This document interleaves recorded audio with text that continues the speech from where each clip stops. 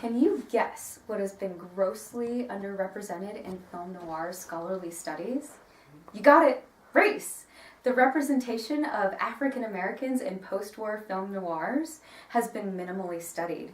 Today I'm going to show you some stills from various movies including The Killers, Detour, and The Asphalt Jungle in order to shed some light on this. So basically there's three characterizations of representation of African Americans in post-war American film noirs, and that's invisibility, glamorization, and marginalization.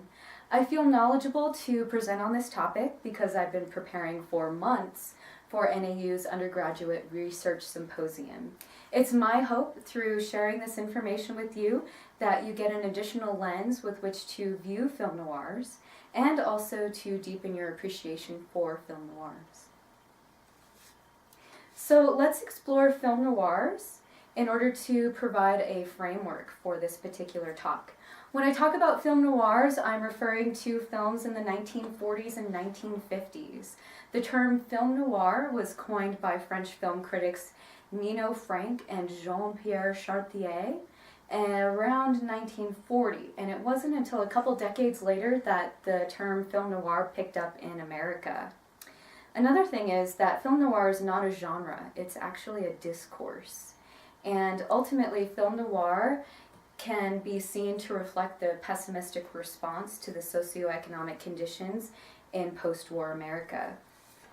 As Paul Schrader, the author of Transcendental Style in Film, believes film noir is defined not by conventions of setting and conflict, but rather by the more subtle qualities of tone and mood. So now that we have a basic understanding of film noirs, let's talk about the representation of African Americans in post-war American film noirs. So we have three categories. The first one is invisibility, the next one is glamorization, and we also have marginalization. So let's start with the first classification, invisibility. We see great examples of this in The Asphalt Jungle and Detour, where there's absolutely no representation of African Americans whatsoever throughout the entire film. So the second classification is glamorization. When I talk about glamorization, I'm referring to the positive stereotypes of African American representation. So Jans Wager, the author of Dames in the Driver's Seat, states that Black culture seems in some classic noir sequences to represent not a source of evil, but an ideal if stereotypical world of sophistication, of feelings reflected in music, and of community. So in other words, the familiarity with the Black culture enhances the lead character's hipness. So glamorization can be seen as represented through Kiss Me Deadly, right here, and Out of the Past.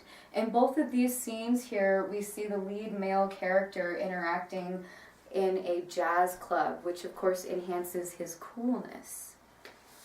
The final classification of representation of African Americans in post-war American film noir is marginalization, which refers to the negative stereotypes of African Americans in post-war American film noirs.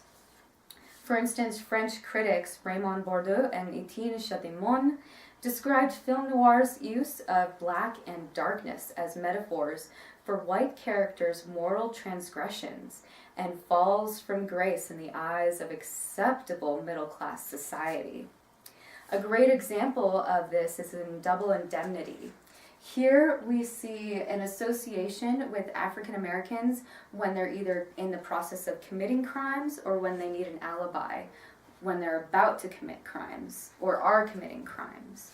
Finally, marginalization also refers to the subservient roles that African Americans play as well as minimal speaking parts. This can be seen in The Big Clock, where there's a hotel attendant, in The Killers, where Sam has maybe 2 lines throughout the entire film. Another example is Kiss Me Deadly with Eddie, the boxing manager, and also, of course, in Double Indemnity and Out of the Past. So, to summarize, I've just explained 3 classifications of the representation of African Americans in post-war American film noirs.